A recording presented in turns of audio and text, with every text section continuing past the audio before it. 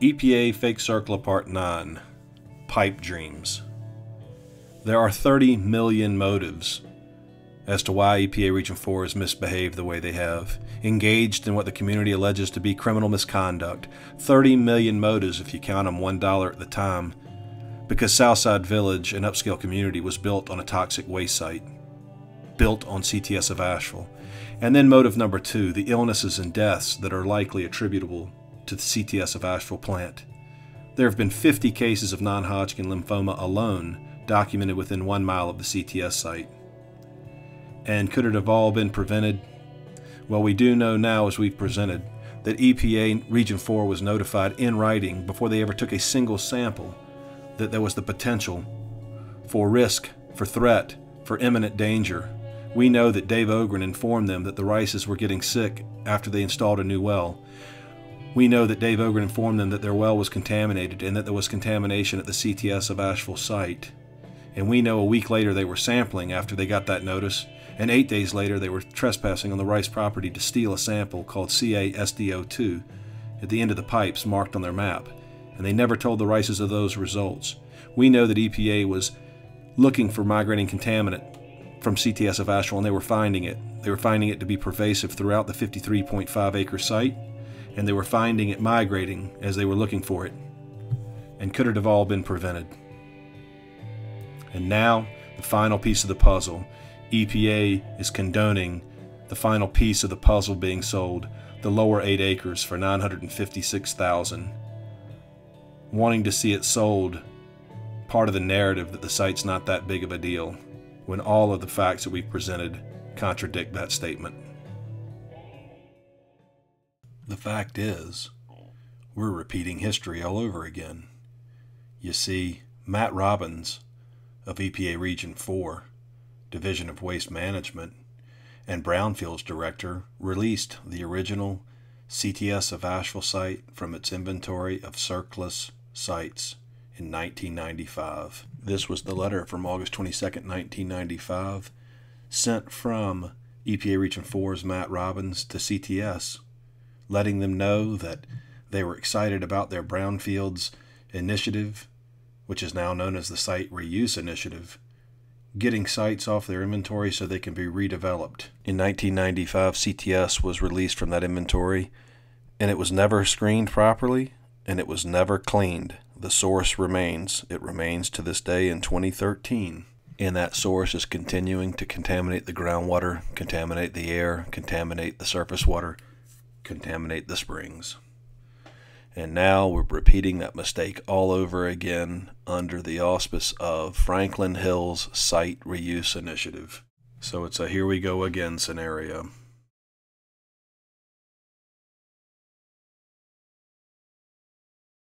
What conclusions should you be able to draw if you look at the 8 acres over the history of EPA's involvement along with NCDENR's and what they found dating back to 1990? Note where it says Old Pond and where it shows the streams converging, and look at the withheld summary sheet. It was withheld from EPA Region 4's administrative record that David Dorian of EPA removed from the PAC library. Look at the summary at the end of the report. The highest levels of metals were found at the convergence of 2 streams in that 8 acre slot. Also, the highest levels of VOCs were being found in the sediment in the old lagoon, also in the 8 acre slot.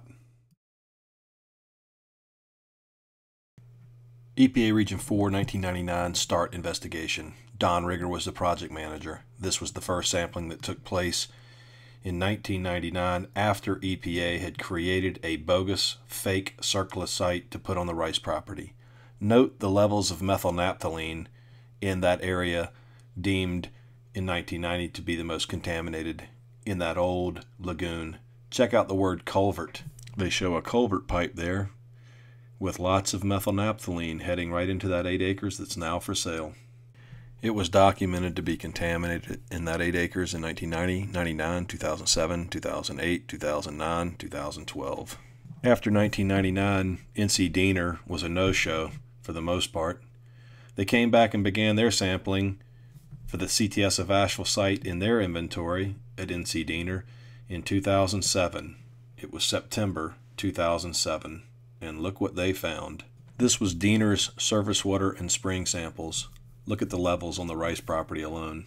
Over 4,600 parts per billion, over 3,200 parts per billion, over 11,000 parts per billion, over 13,000 parts per billion of TCE on the Rice property alone. And then we get over to the property that's now for sale, that 8 acres. That 8 acres that's part of EPA's exit strategy. 247 parts per billion of TCE in a stream that's in the area that's now for sale. Next, EPA shows up in November, December 07 for their surface water sampling. Check out the levels now. If these levels were found by any other region at any other site, it would be mind-boggling to them. Look at the levels. TCE is being found almost a mile away. And then when you get closer, look at the Rice property. 18,000, 11,600, 5,000. Now let's go over to that portion of the property that's now for sale. Look at those numbers. Sample location 13, 408 parts per billion in surface water. This is 20 years after the plant has closed operations. More sampling from EPA. December 2007. These were subslab and soil gas samples.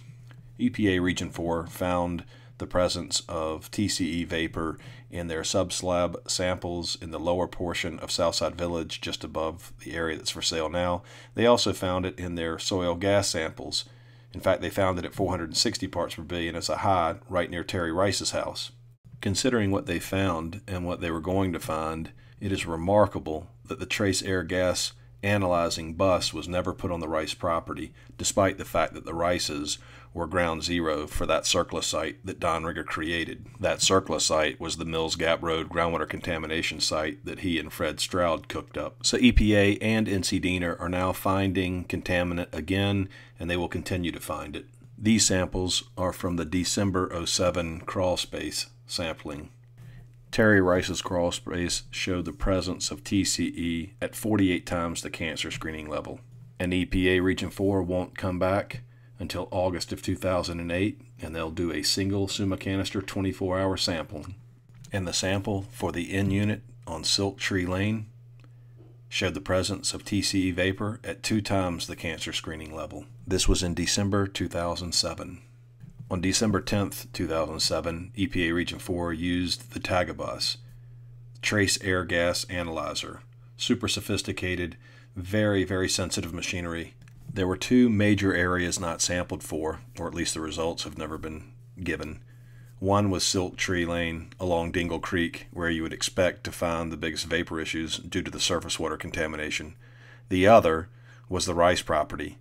EPA refused to use the Tagabus on the Rice property, and the highest hit EPA found using the Tagabus was where the school bus stop is, just beside Mrs. Rice's property.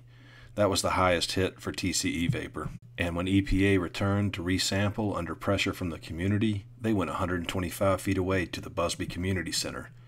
They declared it safe, yet they never came back to the actual school bus stop to resample. The yellows, oranges, and reds on the map indicate the highest concentrations of TCE vapor. Have a look at what they found in Southside Village.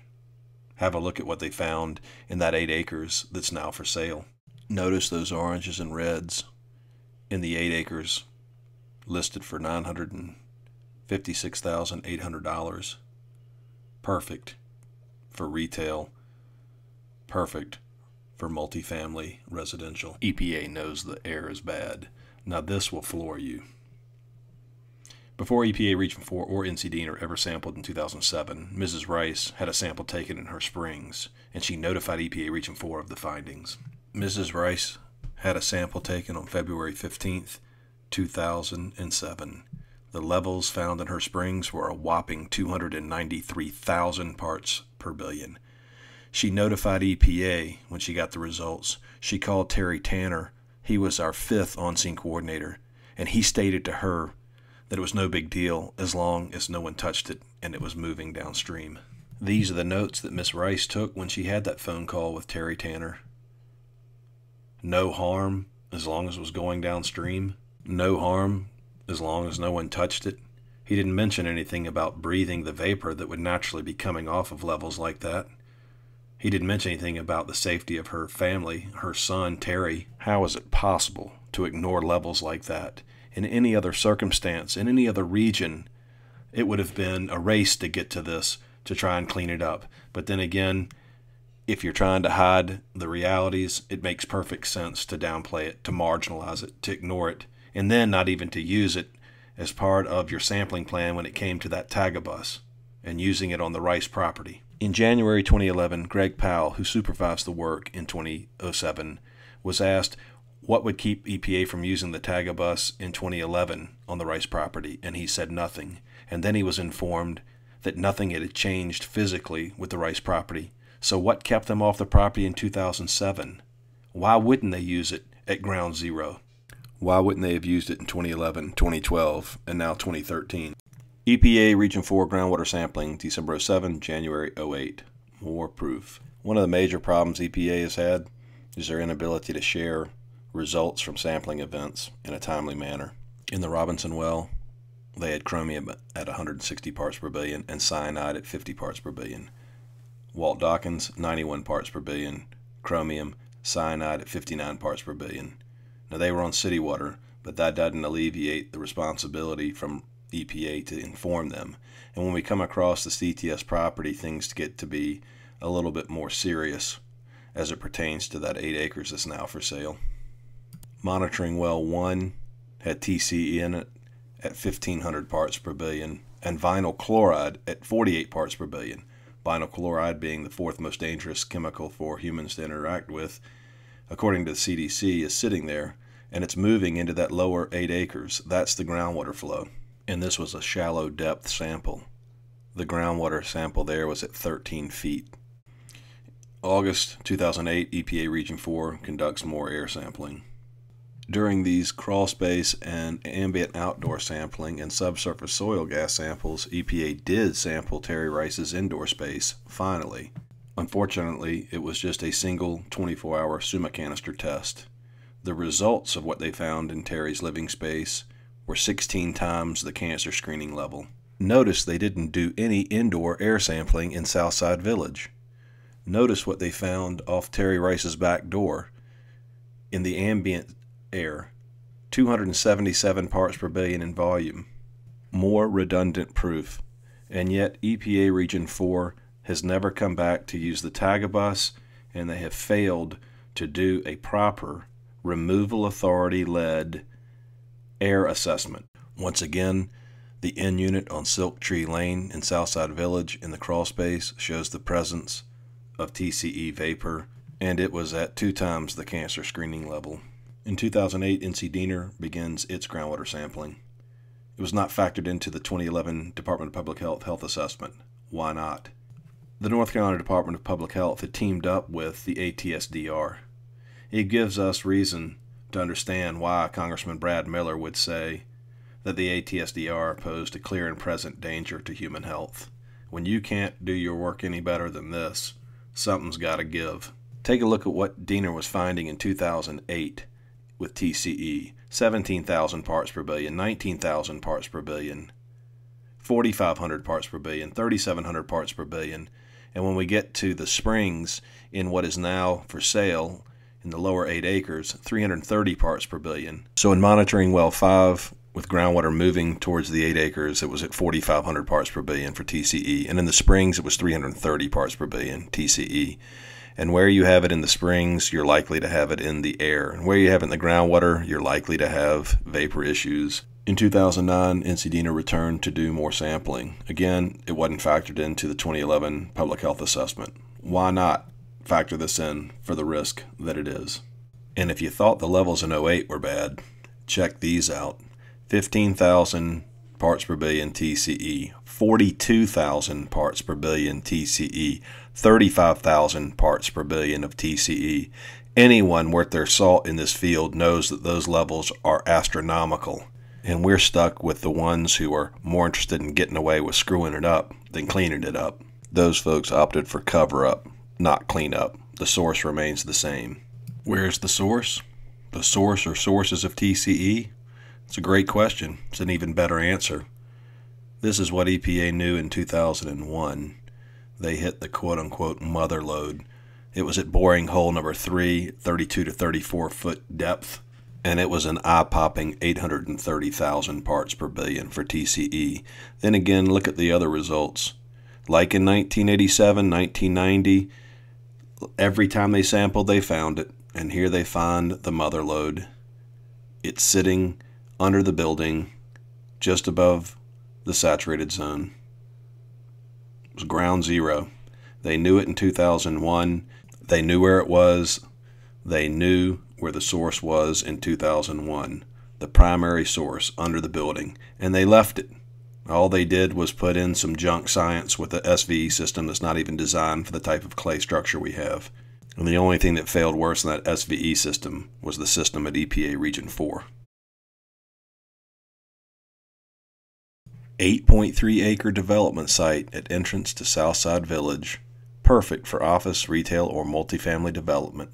Could be yours for $956,800, and it certainly could help advance EPA's exit strategy. All that is required is a buyer. A buyer for a piece of property that was connected to the original Superfund site and that has a documented history of being contaminated. And the sale of this property would help EPA Region 4 and their exit strategy.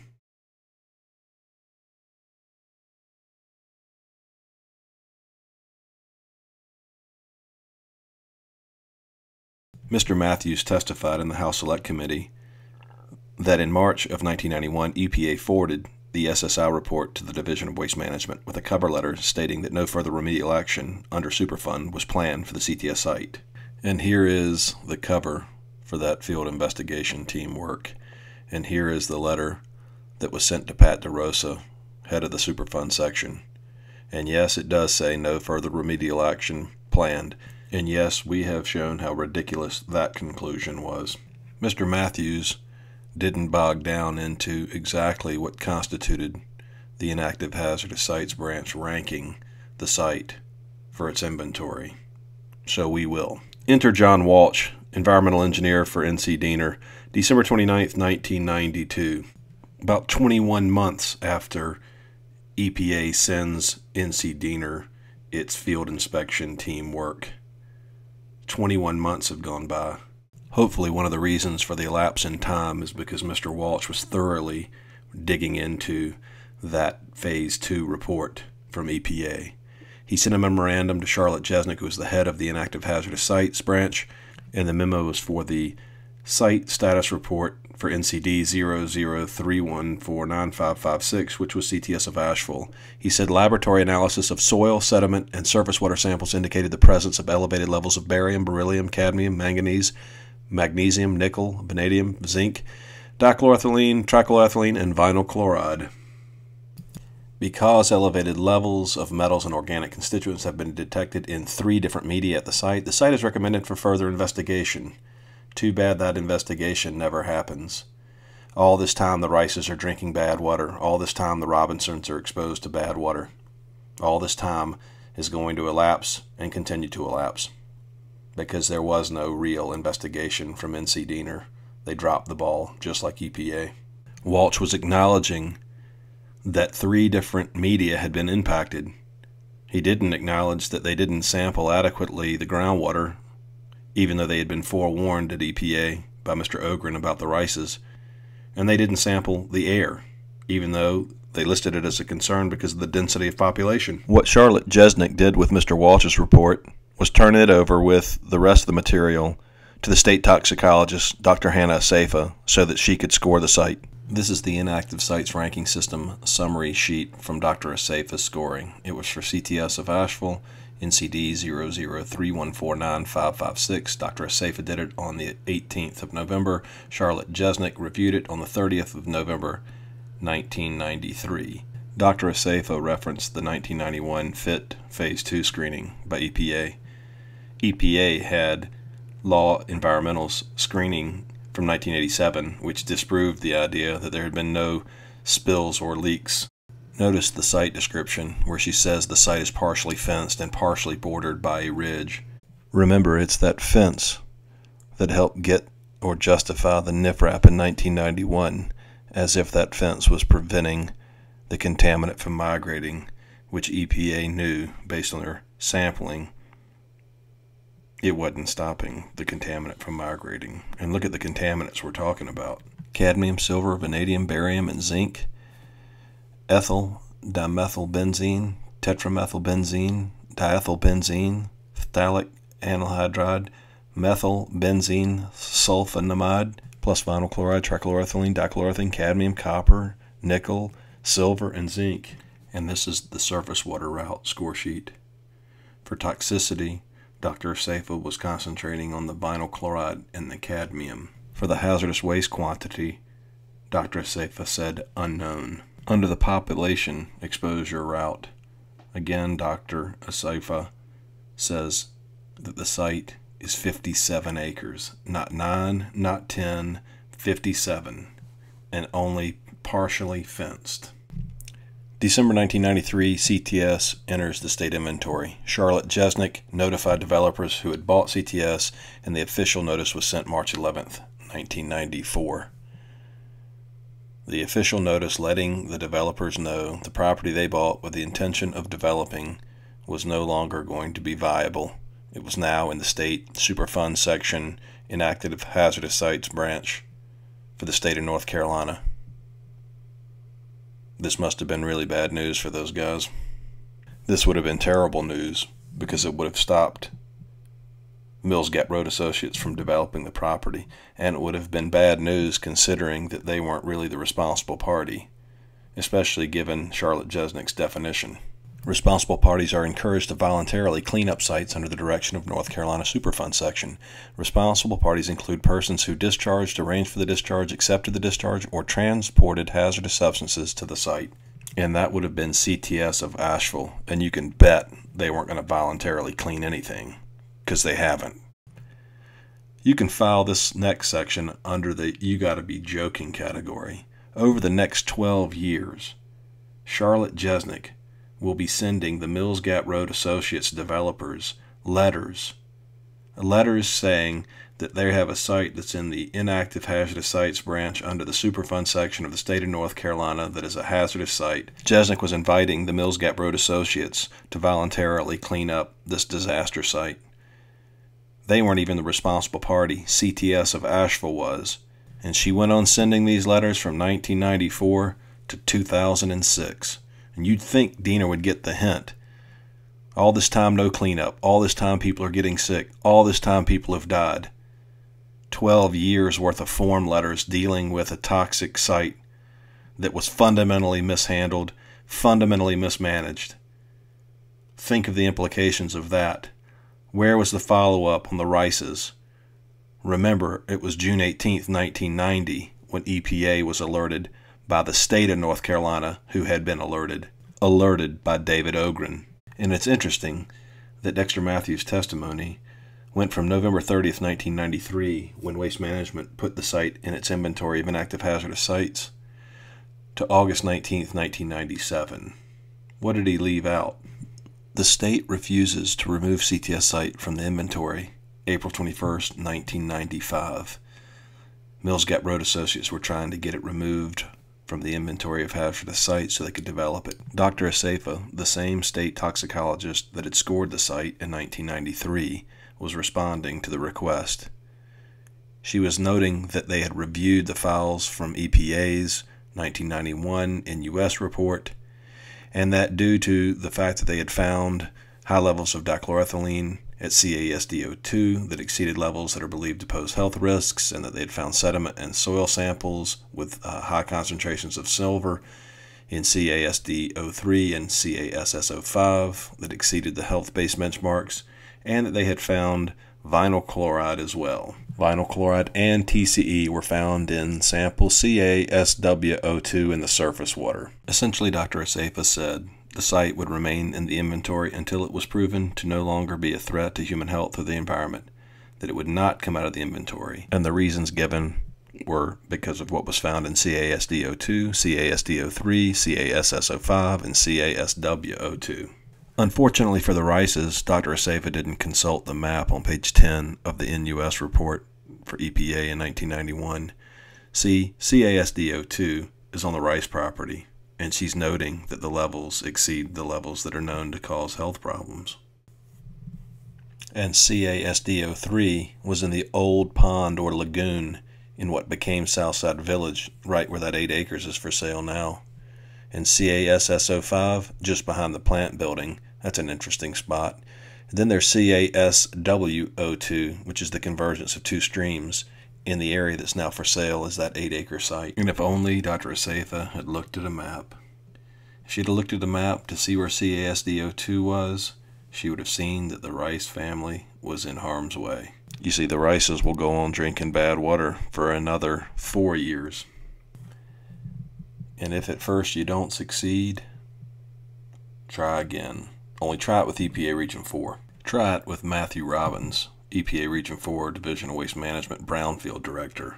This was his letter 4 months and 1 day after the state rejected the developer's bid to come off the inventory of hazardous sites for the state. And he was excited to be informing CTS Corporation of the Brownfield Initiative that was allowing sites to be reused. Yeah, it was okay to reuse them if it was determined that they were no longer a threat to human health or the environment. Check out the last 2 sentences. This is to notify you that EPA has removed your facility from EPA's computer inventory known as CERCLAs. This does not indicate that the state has made a similar determination, and they hadn't. The state had reached the opposite conclusion 4 months and 1 day earlier. Of course, that was to the local developers, not to CTS. And thanks to Matt Robbins, 2 years later, Southside Village was born, also known as Motive Number 1. August 13th, 1997, Southside Village subdivision was approved by the Buncombe County Board of Adjustment. These are the minutes from the August 13th, 1997 Board of Adjustment meeting. Board member Roberts asked if the hazardous material compliance was okay at the CTS property. Mr. Green said that the state has issued a no action letter, and that just can't be because on April 21st, 1995, the state denied the no further action letter. Green said that there was a slight level of trichloroethylene below the old factory. He conveniently forgot to say that the TCE was actually in the property that was going to be subdivided. Mr. Green was going to buy the property from Mr. Greenberg. Mr. Green was with Biltmore Group. Mr. Greenberg, Mills Gap Road Associates. Mr. Greenberg said that there has also been a no-action letter issued by the federal government. Well, that might have been Matt Robbins, huh? He said that they have had testing by Alpha Environmental Systems of Brevard on hazardous material behind the plant and that the levels drop each year. But that's a different tract of property. He said the report was done specifically on what Mr. Green had in mind. And that's all it took. There were no contingencies. There was no request to see the no further action letter from the state or the federal government. They got the green light, and they got the green light thanks to Matt Robbins, EPA Region 4. It's an awfully convenient narrative for EPA Region 4 and NCDENR, with Dexter Matthews saying on August 19, 1997 that the Mills Gap Road Associates had subdivided the 54-acre site, formerly CTS, and there was no requirement to notify the state of the subdivision. And look, exactly 2 years after Matt Robbins released the site, on August 22, 1997, Mills Gap Road sold 45 acres, actually 44.89, to Richard Green of Biltmore Group, and thus we have Southside Village. There may not have been a requirement to notify the state. However, there was a requirement when the property went into the inventory of hazardous sites for the state that the site be replatted with the description of the contaminants of concern. The real question is, was it a legal sale if the site itself was in the inventory of hazardous sites for the state of North Carolina and it's going to be developed into a residential upscale community that's worth $30 million? That's the real question, Mr. Matthews. 2 years later, to the day after EPA released CTS from its CERCLA's inventory of hazardous sites, Richard Green of Biltmore Group buys 44.89 acres to develop Southside Village. For the state of North Carolina, dating back to 1985, the CTS site was 57 acres, while it may have actually been 53.54. In every piece of documentation dating back to 85, 89, 90, 91, 93, when the state toxicologist scored it, it was a 57-acre site. And now we have 44.89 acres developed into Southside Village. How did that happen? It happened while state and federal officials were asleep at the wheel. Watch the plat map for Biltmore Group and the 44.89 acres that they would develop into Southside Village. This was all part of a CERCLA site. This was all part of a documented contaminated zone where contaminants from inside the fenced-in area were migrating outside of the magic fence and contaminating what became Southside Village, and now the lower 8 acres of that 44.89. Now that 8 acres might end up being developed. Check out Mr. Walsh's words from the Mountain Express 2007. The property was subdivided and we were not aware of it. Here's a question for Mr. Walsh. Why is it that you waited until December the 15th, 1997 to enforce state statutes that require sites in the inactive hazardous sites inventory to be deeded with a new plat detailing the types of contaminants on the property? Why did you wait until 1997? Here is the letter from December the 15th, 1997 from Charlotte Jesnick on behalf of John Walsh, letting the Mills Gap Road Associates developers know that according to General Statute 130A-310.8, that they had to re-record their deed to reflect the nature of the hazardous contaminants. This is 1997. It's been in their inventory since 1994. Remember these letters starting in March 1994? Ms. Jesnick sent them for 12 years. Here is the enclosed order to submit and to record notice of an inactive hazardous substance or waste disposal site. Here it is. This is confusing if you're John Walsh. Check out item number 2. As a result of sampling conducted by NUS Corporation for the North Carolina Superfund section of the subject property in June of 1990, wait a second, that can't be right. It was conducted for EPA Region 4, who sent the report to NCDENR in March of 1991. At any rate, the following hazardous substances within the meaning of the General Statute 130A-310(2) have been found to be present in the environmental, and that's whited out, indicated. For soil, just silver. For sediment, just 1 to 2 dichloroethylene and silver. What? In 1992, Mr. Walsh made no mention of silver. Look at what Mr. Walsh had to say about what was found in that NUS report for the 57-acre site, and he wrote it on December the 29th, 1992. Final report on the Phase 2 screening site inspection indicates that 18 environmental samples were collected at the site, the 53.54-acre site. What they find in the soil and sediment and surface water samples? Well, it indicated the presence of elevated levels of barium, beryllium, cadmium, manganese, magnesium, nickel, vanadium, zinc, dichloroethane, trichloroethylene, and vinyl chloride. Because elevated levels of metals and organic constituents have been detected in 3 different media at the site, the 53.54-acre site, the site is recommended for further investigation. That further investigation never happened, and now you've let it get subdivided in 1997. Anybody want to take a guess on the motives that NCDENR has for not doing the right thing by the Rices and the rest of us? Why they would want to play ball with EPA Region 4? Well, there you go. They blew it in 1990, and they blew it again in 1997. This is page 2 of the order to re-record the deed. Number 5 says a list of hazardous substances to be present in each environmental medium, soil, groundwater, surface water, and sediment. How could Mr. Walsh forget all those that he listed in 1992 by 1997? This is page 3 of the order to re-record the deed. The Mills Gap Road Associates were sent this only after they had sold the property. 44.89 acres had come off of the original 53.54-acre Superfund site. And here they're being asked to re-record the deed, and they're only being asked to list silver and dichloroethylene? Wonder why they even have these laws on the books if they're not going to enforce them. Mr. Matthews forgot to detail what happened between December 15th, 97 and September 9th, 98 when it came to Mills Gap Road finally recording the notice of hazardous substances for their property, which had miraculously shrunk from 57 acres according to the state to 9 acres, just the fenced-in area, the magic fence. He forgot to detail just how dirty the entire 53-acre site was. According to state statute, the Mills Gap Road Associates owners had 180 days to comply with the recordation order. Here is the letter that was sent May 1st, 1998, informing Mills Gap Road Associates that the state had not heard from them as to whether they had recorded their deed or planned to. The letter from John Walsh notified the Mills Gap Road Associates that if they did not comply, the state of North Carolina would re-record the deed for them, with a private company contracted to do so. The June 15, 1998 deadline passed. The Mills Gap Road Associates failed to comply. On June 18, 1998, John Walsh assigned the CTS of Asheville site to ENSCI so that the property could be recorded and a new plat could be presented from this private survey firm. Check the date out, June 18th, 1998. Amazing. June 18th, 1990, the state of North Carolina notified EPA Region 4 that there was a problem at the CTS site and that it was contaminated and that the Rices had a bad well and they were having health problems ever since they installed a new one. How's that for timing? Mills Gap Road Associates refused to redeed and opted to stall in violation of State Code 130A-310.8. Why?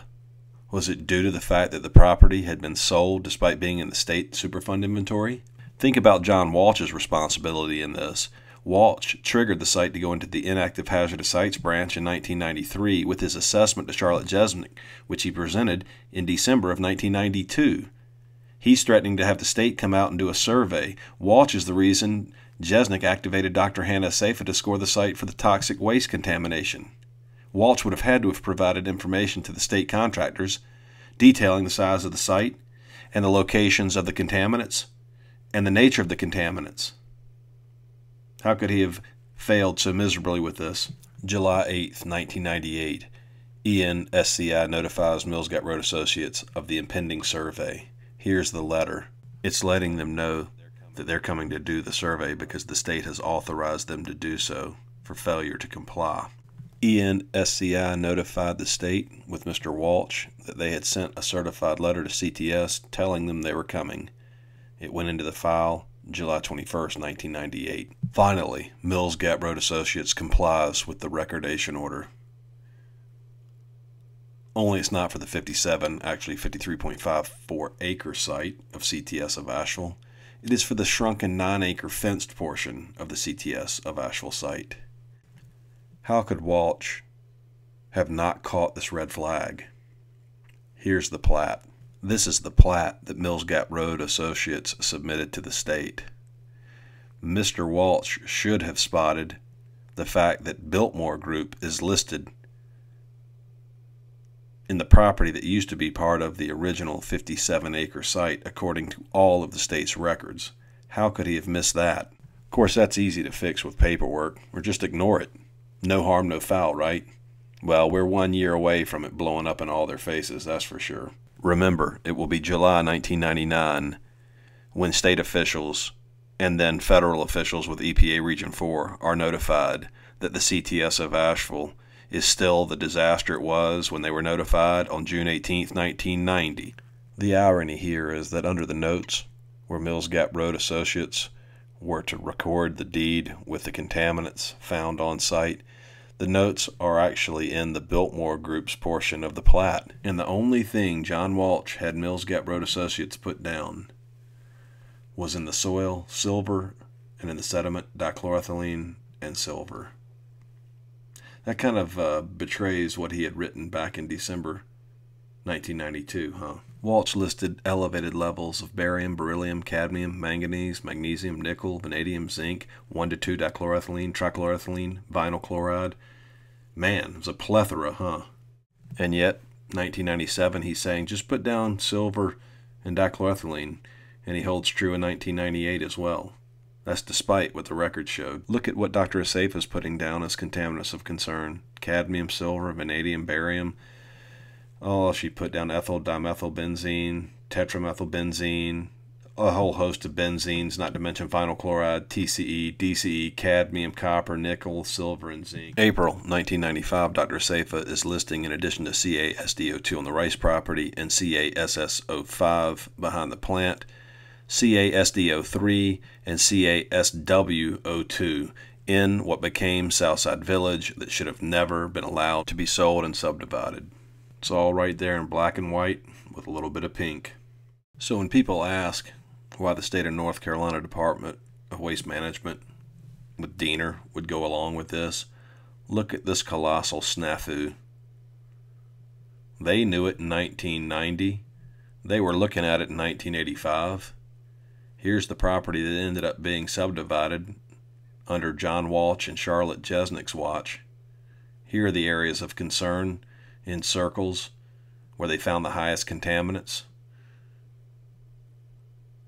This is in what became the subdivided 44.89 acres, and now the lower portion is for sale for $956,800 for 8 acres. Yeah, you can take away the dots, you can take away the circles, you can take away the maps, but you haven't taken away the contamination, and you haven't done the proper screening, and you haven't done a source removal. And at the end of the day, so far, the bad guys have gotten away with it.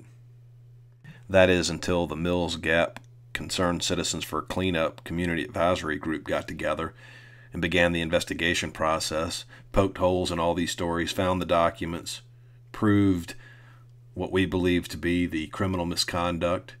Shoot, this last slide doesn't even have the fact that the call was made on July 8th to the Division of Water Quality and that they came out and sampled the rices on July 9th.